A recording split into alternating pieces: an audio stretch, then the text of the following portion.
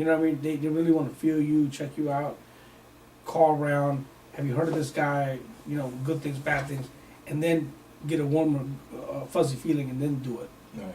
You know. So now, what we do is we have access to the system, to the MRIS system, right? Mm-hmm.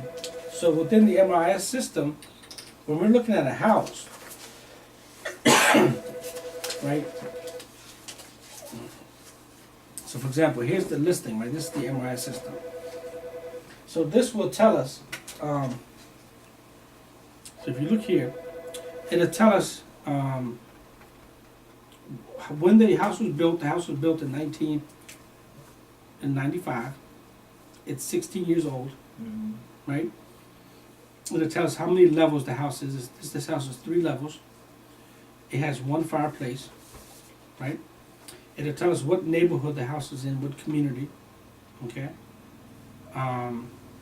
It'll tell us if the community has an HOA fee, or if it's got a, right here, if you look at the HOA fee, Mm-hmm. or if it's got a condo fee. If it's a condo, it'll tell you if it's like $300 a month or $400 a month. Well, this particular neighborhood, Northridge, has a $50 fee for this place. Now, as far as that fee, what is that for? HOA fee Yeah. is for the community, where they basically take care of the landscaping, Oh, they pick up the trash, Right. when the snow comes, they clean the streets and things, and they try to keep some sort of unity within the community. Right. Okay. Okay. So this will tell you like how many bedrooms and how many bathrooms and how many half bathrooms. Like this house has 1 half, 3 full, and 3 bedrooms. So this will tell you on the main level, what do you have on the main level? Well, you have a half a bathroom on the main level for your guests to go, to the bathroom. On the next level up, you have 3 bedrooms upstairs, and you got 2 full bathrooms upstairs, right? And then on the lower level, which is the basement, you have 1 bathroom. So you got a full bathroom in the basement somewhere. Okay, so that's how you read that. Then down here, this will tell you like a little bit about the features and the remarks. But you got to keep in mind, agents, the real estate agents, they're the ones that type this up and write this up. Okay. So a lot of times, this is just as good as who put it in. Yeah. So it could be a lot of missed typos. Mm-hmm. It could be a lot of mistakes. It could be, oh, this is a 5-bedroom, 3-bedroom house, and you get there, it's really not 5, it's only like 4. So so you go with what's here, but you do your own due diligence as well. Okay. So then this house, every listing will tell you if there's a basement, and if the basement is finished, or if the basement is non-finished, right? So keep in mind, if the basement is not finished, Mm-hmm. okay, and it depends how large the basement is, Right. right? So basements, based on appraisers, the people I've spoken to, you usually get $1 for $1.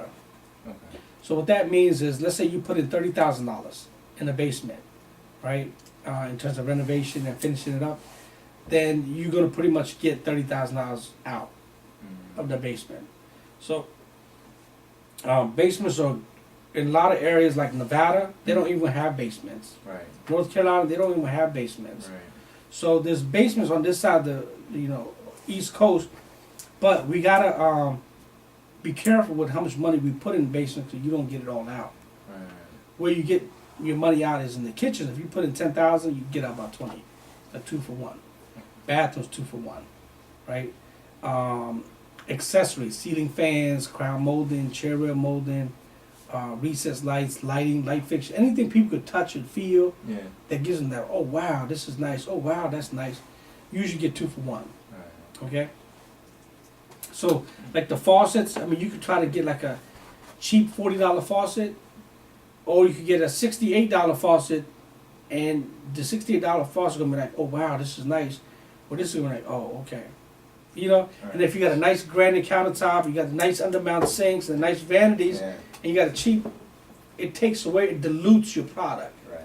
So you gotta have a little bit of common sense to say, okay, well, it's one thing being frugal and being just cheap, Mm-hmm. or it's another thing being a wise investor. Okay, let me spend another $20 get a better quality, because this is what people gonna touch and feel, Right. is what moves. You know, they don't care about what's behind the drywall, Right. you know? So think about those kinds of things. So on the next page here, so it's got the tax livable is you see where it says tax livable area? Yeah. Okay, so it tells you, like, based on the tax records, that this house is 2,217 square feet of livable area. Okay, Mm-hmm. that's a pretty big house. Yeah. That's pretty decent. Some of the homes that were built in the 40s and the 30s and the 60s and 50s, they're only 1,000 square feet or 1,200 square feet. The bungalows and Cape Cods, ramps and rangelas, stay away from those. Okay.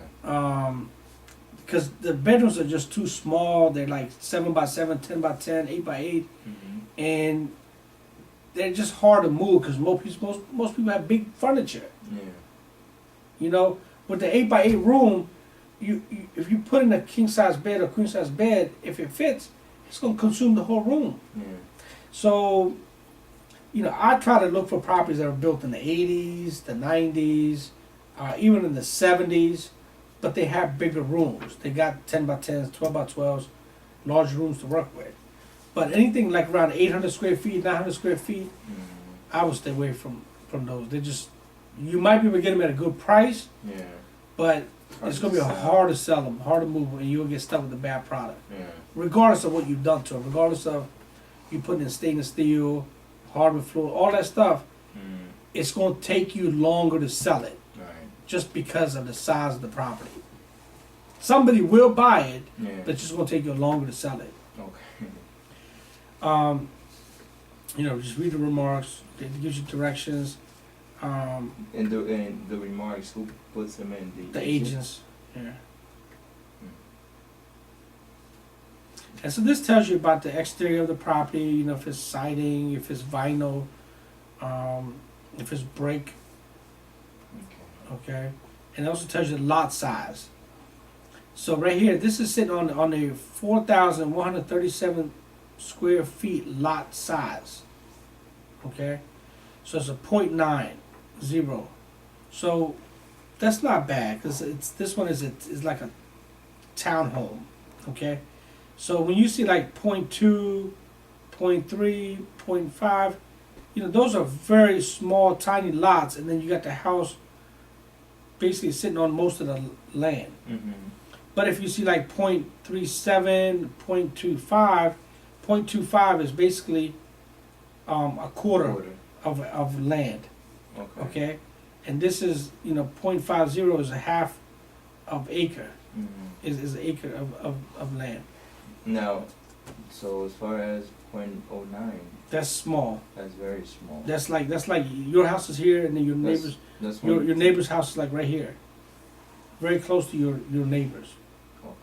So, but if you see, let's say, like I said, if you see .28, .37, 1.5, that's like 1.5 acres of land. Mm-hmm. You know, you got 2.80, that's 2 acres of land. Okay, that means your neighbor is like down the street somewhere. You have a lot of space between your neighbors, Okay. you know. Yeah. So, but yeah, because when you see this stuff, if it's small, it's going to be like this. Your properties are right next to each other. Right. Okay, so look at that. And people prefer brick over siding Right.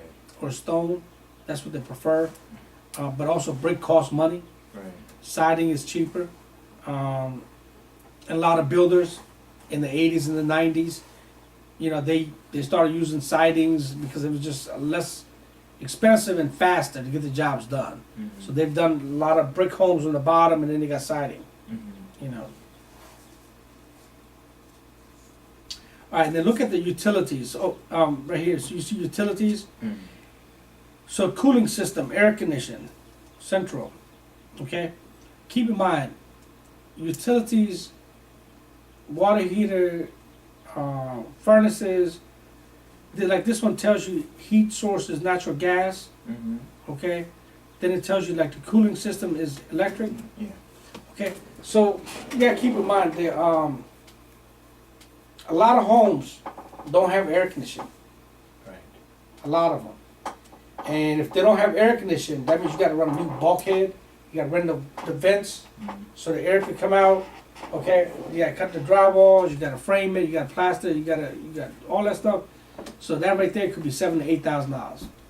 And depends on how big the house is. It could be more like 12, 15. So if you gotta put the furnace in the basement, then you got the basement area you gotta cool down. Then you got the living room, dining room, kitchen, and bedroom areas. Then let's say you have another area on top. Okay, that means the air has to be forced up to feed all these particular rooms, right? So you got to make sure you got the right trunk. You got to write a supply and demand. Yeah. So the air's got to be supplied, and then the air's got to be returned. So supply and return. So you got to be returned, right? So every floor, that means it's going to require more duct work. It's going to require more labor work, and you got to put in if it's 3 levels, you got to put in more like a 4 or 5 ton unit, so the pressure can get it up there and feed the rooms properly, right? But you can't, now if it's 2 levels, then you can get away with a 2 ton or a 3 ton unit, okay? So it's based on the size of the home, and then your price could vary between $2,000 to $3,000 per floor. Okay. So if you see homes, and then you see it's got no air conditioning, then you go back, like this house is listed for $269,000, right? Then you're like, okay, well this is too much. Yeah. Because then if you got no air conditioning, then you got to put in the money for all that. Right. And then also you look at your electrical system. If your electrical system was that fuses or it's 100 amp or 125 amp, then you got to do a heavy up. So if you ain't got the electrical system, put in a new system, that's $3,000 to $4,000. Yeah. Then you ain't got, if there's no air conditioning, you got to put new air conditioning, new trunk lines, new drop. You see how the prices could add up real fast? Right. Then you know what, this house ain't worth it. Forget about it. Yeah. So there's gonna be a lot of these deals you're gonna come across, but the more you understand about renovations and constructions and budgets and just overall cost, Right. then you'll be able to better determine what is a true value and what is not a true value. Yeah. And as far as this particular property, it does have air conditioning. This one does have it. Okay, but you're saying the event that it doesn't, then Yeah. it wouldn't make sense. Exactly. Okay. Alright, so And as far as those are the annual county tax that is. yeah, the county taxes. Okay. Okay, and those are, do you pay that separately, or do we ever, or do you ever as an investor have to deal with that? Now that I'm right? No, yeah, I pay taxes all the time. Oh, not a problem. Yeah, you gotta pay taxes. Yeah. You can't run away from the IRS. They want their money. You know, they want their money. But is that included in the transaction, or how does that work? Yeah, so it'll be included. It'll be included in the HUD 1. It'll say county transfer tax, property tax, but yeah, it's all rolled into the closing cost. Okay. So when you buy a house, the way I do it, just quick numbers, Mhm. is 10%. Okay. So let's say you buy it for 100,000. I just take 10% and say, okay, it's $10,000 of fees, taxes, title, or whatever the hell, all these fees. Yeah. So let's say your acquisition price is gonna be 110,000, Okay. right? And then from there, let's say your rehab is 50, so you add 50, so you're at 160. Yeah.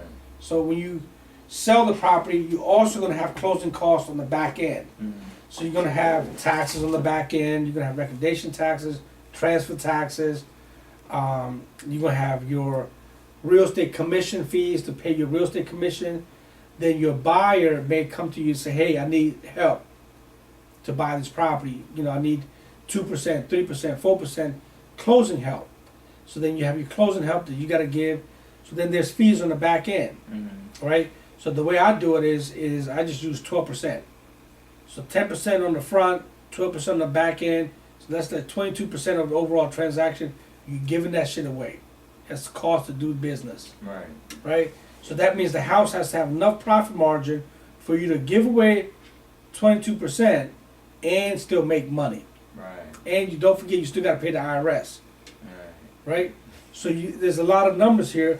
So again, you could make a lot of money, but you could also lose a lot of money Yeah. And you gotta keep in mind, the IRS is always gonna want their money, Right. regardless of the deal, Mm-hmm. you know? So, and this particular property, you gotta, like, this $4,000 is for half the year. The total taxes for this property is $8,093 for the year. Because taxes are every 6 months. Mm-hmm. Every 6 months of taxes. So what most people, when they buy a home, they do PITI, Mm-hmm. principal, interest, taxes, and insurance. So they usually do it in one lump sum. Okay. So, but this also tells you here, this also tells you, in terms of how long this property's been on the market. So if you go to the next page, see DOMP, days on the market, Mm-hmm. it'll tell you if this property's been on the market for 15 days, or 20 days, or 200 days, or 300 days, or 400 days, it'll tell you. But also it'll tell you right here, where it says, status, Mm-hmm. change date, April the 6th, the last time the real estate agent changed the status of this property. So sometimes the property will go down. So they could start off at 269, Right. and let's say they change the status on April the 6th to 239, Mm-hmm. then the new price is 230. So that you can see how many times. Sometimes they have 3 changes, 4 changes. Mm-hmm. They'll keep dropping the price, keep dropping the price, keep dropping the price. So if you see this going up to 100 days, 150 days, 200 days, and you see that they've dropped the price already 3 times, they're pretty motivated to get rid of the property. Now be careful with that. 2 things. Doesn't mean that the property is a deal. Mm-hmm. There's something wrong with that property. Right. Because if the property was so good, believe me, some other investor would have picked it up by now. Right. There's a reason why it's sitting there for 100, 200, 300 days. Yeah. There's something wrong with it. Yeah. Really something wrong with it.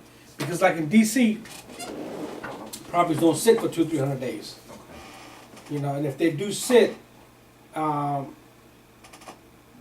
there's either got a lot of repairs, or they're asking way too much money for it. And I'm sure people went in there and made lowball offers, and they kept turning it down. Mm-hmm. So I don't mess with them, Mm-hmm. because I know there's been 10 other investors that already put in like lowball offers, and they've been turned down. I'll watch them, Mm-hmm.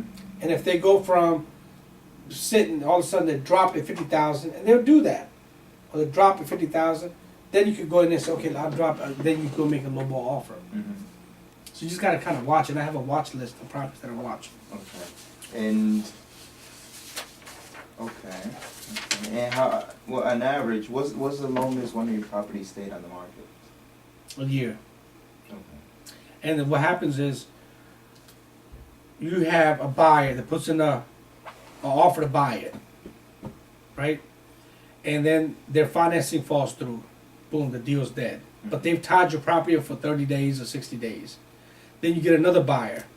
And then they have to start their own underwriting, their own appraisal, their own inspection, and that could be another 30, 40 days. Mm-hmm. Then, you know, so I've had a property where 3 buyers fell through. So that's what took me a year to sell it. Okay. 3 buyers. Okay. And when you're dealing with a hard cash money lender, for example, Mhm. and you know you cut a deal for 6 months, and the property doesn't sell within those 6 months, what happens? You have an extension fee. Most hard money lenders will, because they have a incentive. Mhm. They want their money back, Right. and they want to see the property sold. They don't want the property. Right. Okay, they think just like bankers. Mm-hmm. So you got 6 months. You don't flip it in time, then you know they're gonna want their money back, and they'll say, okay, well look, we're gonna charge an extension fee, and they'll just go back and charge you another 3 points or 2 points or 4 points, depends on the hard money guy, Mm-hmm. and they'll extend your loan for another 6 months. And okay, so there are so many properties on the market, and there are not so many buyers. How do you sell your property so fast? Quality of finishes.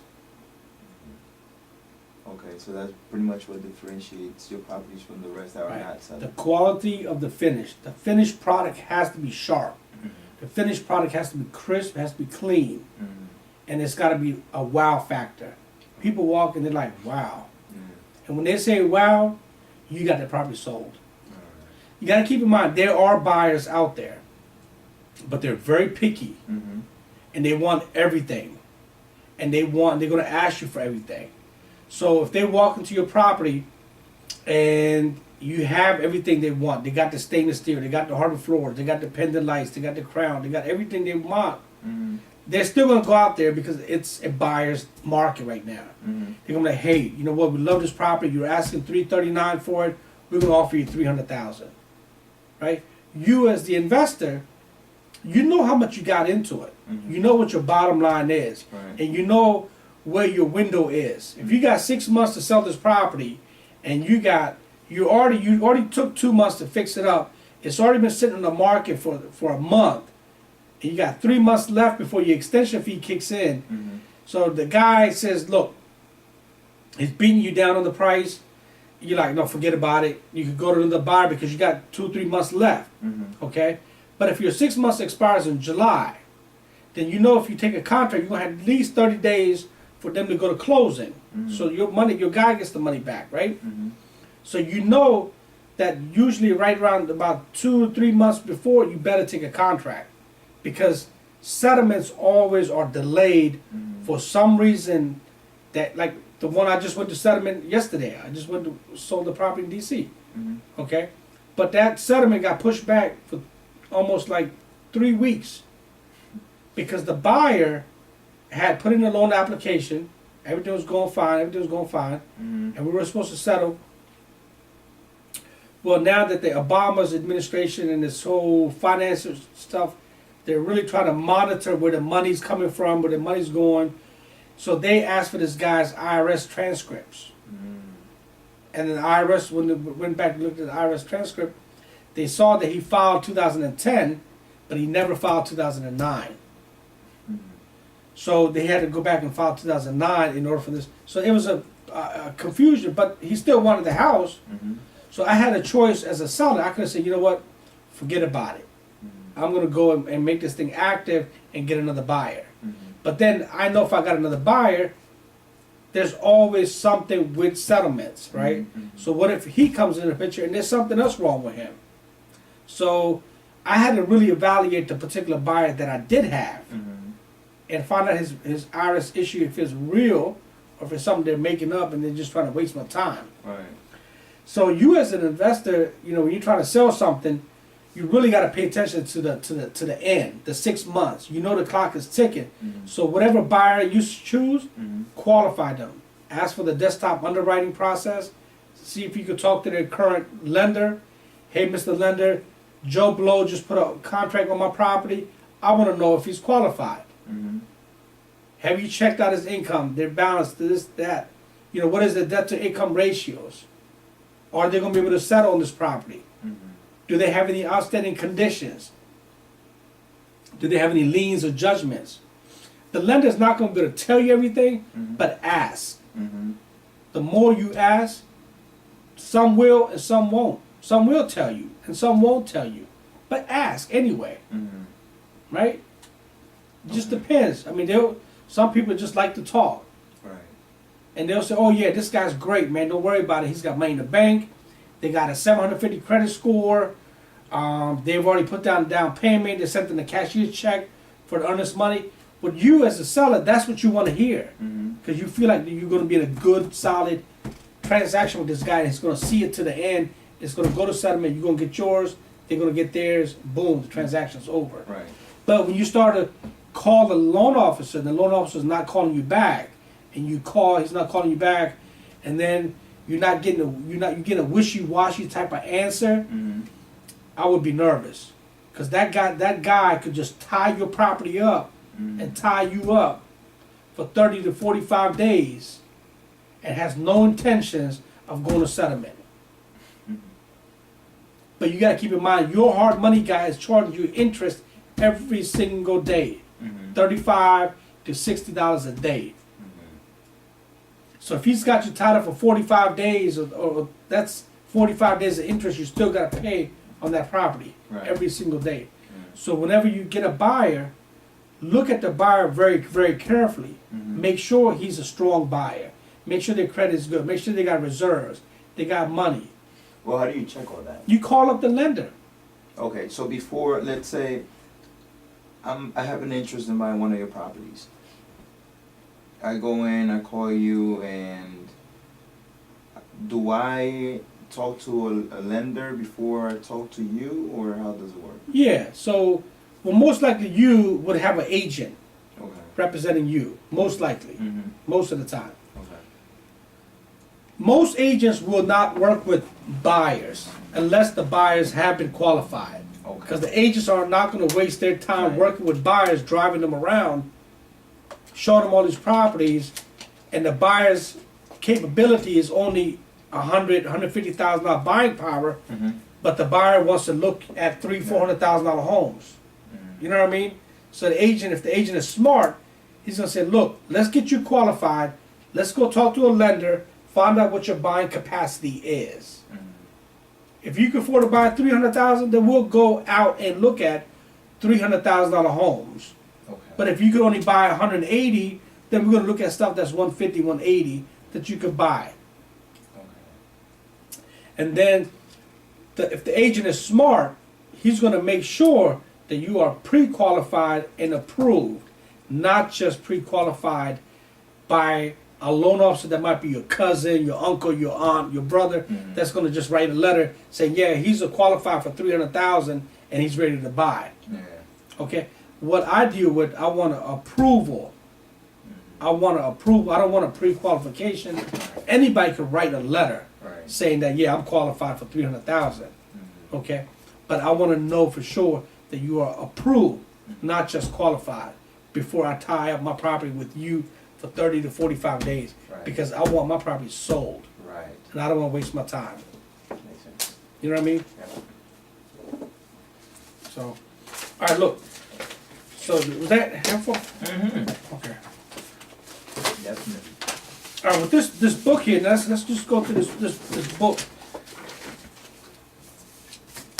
So you understand what each one of these pages are? Yep. Okay.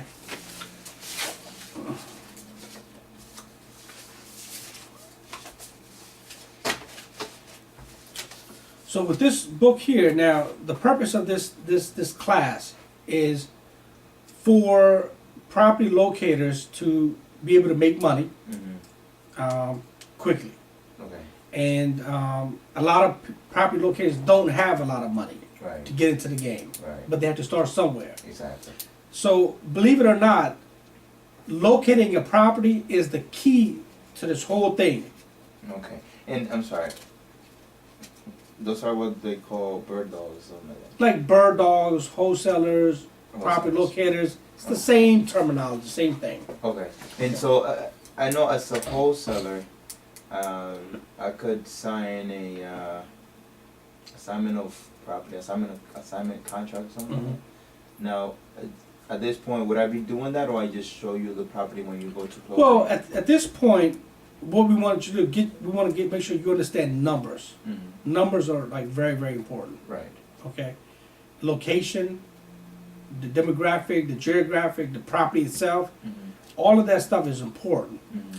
Because we don't want you out there just telling people, yeah, we're gonna buy your house. Right. Okay, no. Anything that you think might be a deal, Mm-hmm. we have to look at it. Right. We have to analyze it. We gotta run it through our own, scrub the numbers through our own ways, our proven ways, Right. and then determine that we wanna move forward or not. Okay. And you buy properties from? Have you bought property from other investors? Yeah. And real estate agents and listed properties and everything? Okay. Mhm. As long as it's a good deal. Yeah, as long as we're able to go through down our checklist. Mm-hmm. And, okay, so you usually buy properties that you gotta fix up, that of course are under the market value, so you can sell it at market Mhm. value. Buy low, sell high. Right. Okay. But I usually buy low, sell low. Okay. So, Just so you can get rid of it faster. yeah. The movement of money is what makes money. You Right. gotta move money. Yeah. So if money is still and idle, it's not making you money, Mm-hmm. right? So if you know that this neighborhood is a $300,000 neighborhood, but if you buy it low and then you sell it low, you sell it for $269,